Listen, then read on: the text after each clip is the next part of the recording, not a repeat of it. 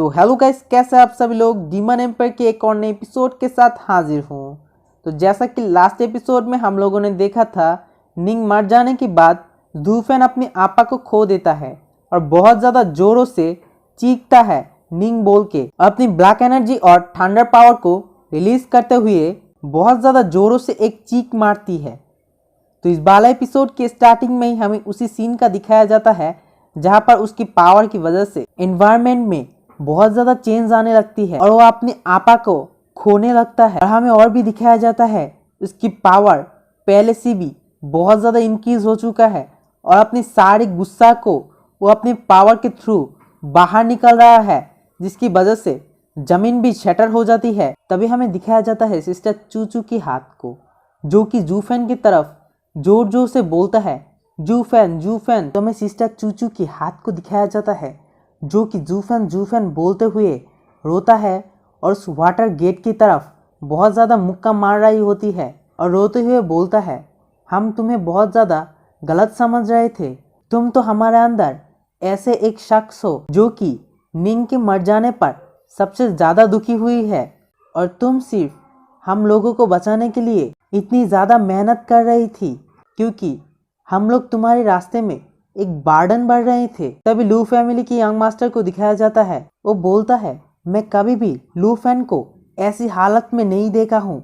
वो तो अपना कंट्रोल खो चुका है और लू फेन तो हमेशा अपनी चालाकी की मदद से अपने दुश्मन को ढेर कर देता है, लेकिन इस बार दुश्मन ने ऐसी हालत में ज़ू फेन को ले आया है कि ज़ू फेन अपने आपा को खो दे और खुद को ही ज़्यादा चोट पहुँचाए और अपनी मन के अंदर इतना सारा पेन को छुपाते हुए उन सभी को पहले वाटर गेट से बाहर निकाला है। होंग फैमिली भी थोड़ा सा मुस्कुराता है और बोलता है, हाँ, मैं जैसा सोच ही रहा था। ज़ू फेन तो अभी भी अपना दिमाग का इस्तेमाल कर रहा था। मैं तो सोचा था निंग मर जाने की बाद सीधा ही वो अपने आपा को खो दे, लेकिन वो अपनी आपा को नहीं खो। ये बच्चा तो बहुत ज़्यादा चालाक और क्यूरियस, क्योंकि ये बच्चा पहले तो अपनी साथी को बाहर निकाला ताकि ये लोग ज़ू फेन के रास्ते में और ज़्यादा वार्डन क्रिएट ना कर सकता है, और अब ये खुद की पावर को रिलीज करते हुए अगर मरेगा या फिर मरेगा। लेकिन मैं जैसा टियान को समझाया हूँ, अगर वो उसी तरह से फॉर्मेशन को क्रिएट करता है तो ज़ू फेन को मारना तो बहुत ज़्यादा सिंपल होगा, क्योंकि अब इसके पास कोई दिमाग ही नहीं है। ये खुद ब खुद अपने आप को कंट्रोल नहीं कर सकता। ये तो अब नॉर्मल सी चीज़ है कि हम ही जीतेंगे।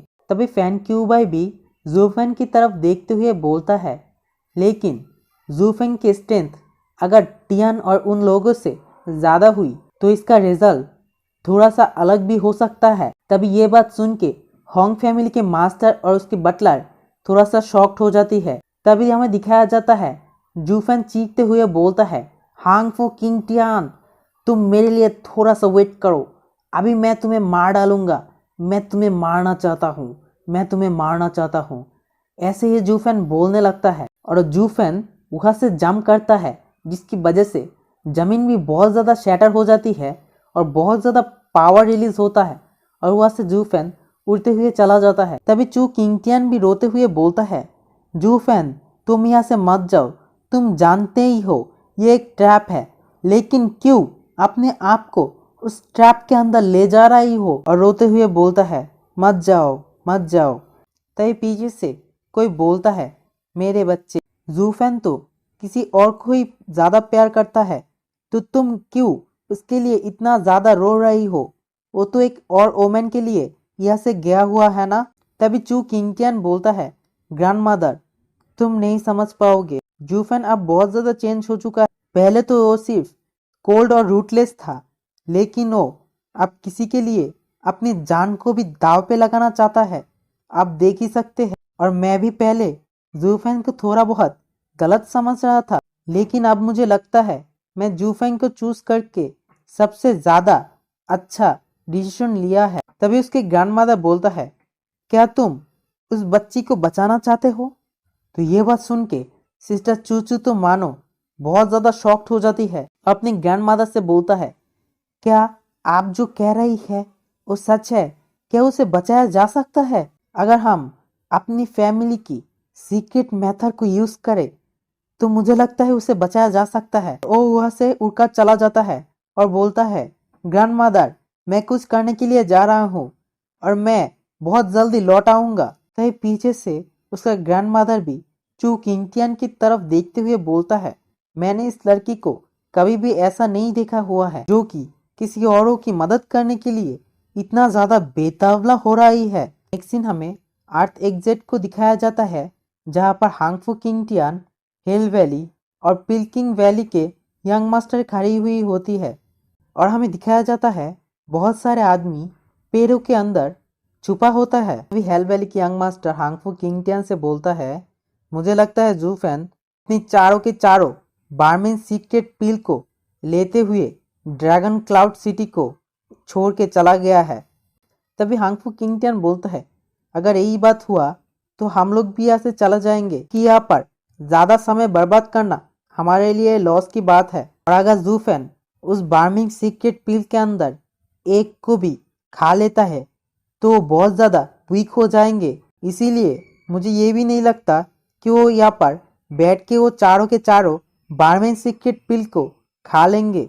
मैंने जो इंतजाम किया है मुझे नहीं लगता जूफेन यहाँ से बचकर जा सकता है। जूफेन यहाँ पर सिर्फ आएंगे और मरेंगे और इसके अलावा मुझे और कुछ भी नहीं चाहिए। मैं सिर्फ उसको मारने के लिए यहाँ पर आया हुआ हूँ और बारमेन सीक्रेट पिल तो हमारे लिए ज्यादा कुछ अहमियत नहीं रखता क्योंकि हम जब चाहे हमारे इंग्रेडिएंट से वो बारमेन सीक्रेट पिल को बना सकता हूँ और कभी भी सर लैंग की सूचियाँ गलत नहीं हो सकता। और हमें दूसरी तरफ दिखाया जाता है आसमान में बहुत ज्यादा काला काला बादल आ जाती है और वहाँ पर पर्पल कलर की लाइटनिंग चमकने लगती है, लेकिन जूफेन अभी भी वहाँ पर नहीं आया हुआ है। वहाँ पर और भी बहुत ज्यादा लाइटनिंग चमकती है। पूरी की पूरी बीस्ट किंग माउंटेन से बहुत सारे बीस्ट वहां से भागने लगता है।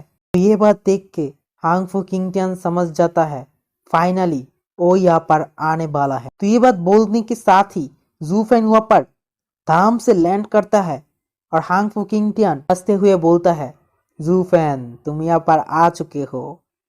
मुझे कब से तुम्हारा इंतजार था, मैं कब से तुम्हें मारना चाहता था। मुझे तो लगा था तुम्हारे अंदर कोई इमोशन है ही नहीं, लेकिन अब जब तुम्हें देख रहा हूँ तो मुझे लगता है साल लैंग की कही हुई सारे के सारे बात ही सही से दोहराया गया हुआ है। अब तुम्हें देख के मुझे लगता है मैं ही सिर्फ अकेला हूँ जो कि यहाँ पर राज कर सकता है। तो तभी जूफेन जोर से चीखते हुए बोलता है, हांगफू किंगटियन, मैं तुम्हें मार डालूंगा, मैं तुम्हारी जिंदगी को तुमसे अलग कर लूंगा। तो ये बोलकर बहुत ज्यादा स्पीड से हांगफू किंगटियन की तरफ बढ़ने लगता है। तभी हांगफू किंगटियन अपने हाथ को सामने करते हुए सभी के सभी वॉरियर को ऑर्डर देता है, मेरे अटेंशन को समझो और उस पर हमला करो। तो ये बात सुन के सभी के सभी वॉरियर जूफेन के ऊपर टूट पड़ता है। तो जूफेन ये देख के पहले तो अपनी क्लिंग विथ इंटेंट को रिलीज करता है और बहुत सारे आदमियों को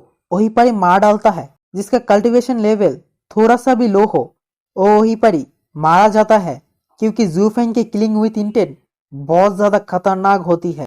तो ये देख के हांगफू किंगटियन को भी थोड़ा सा डर लगने लगता है और उसके भी थोड़ा सा पसीना टूट जाता है। और हांगफू किंगटियन बोलता है, मुझे नहीं लगा था जूफेन के स्ट्रेंथ के साथ साथ उसकी सोल एनर्जी भी बहुत ज्यादा स्ट्रांग है, लेकिन तुम्हारी ये सारी सोल एनर्जी मेरे वॉरियर को मारने के लिए काबिल नहीं है। तो जूफेन अपनी रेड आई को इस्तेमाल करते हुए उन सभी की तरफ भागने लगता है और बोलता है, तुम लोग यहाँ से जिंदा वापस नहीं जा सकते, मैं तुम सारे लोगों को ढूंढ ढूंढ के मार डालूंगा। तो ये बात बोल के सभी की तरफ बढ़ने लगता है और कुछ शॉर्ट टाइम के अंदर ही बहुत सारे आदमियों को मारकर बिखर देती है। और जूफेन की थंडर लाइटनिंग विंड की मदद से किसी के पेट के अंदर, किसी के बाजू, किसी के गर्दन काट डालता है और बोलता है, तुम सारे के सारे ध्यान से सुन लो, यहाँ से तुम लोग बस कर नहीं जा सकते हो।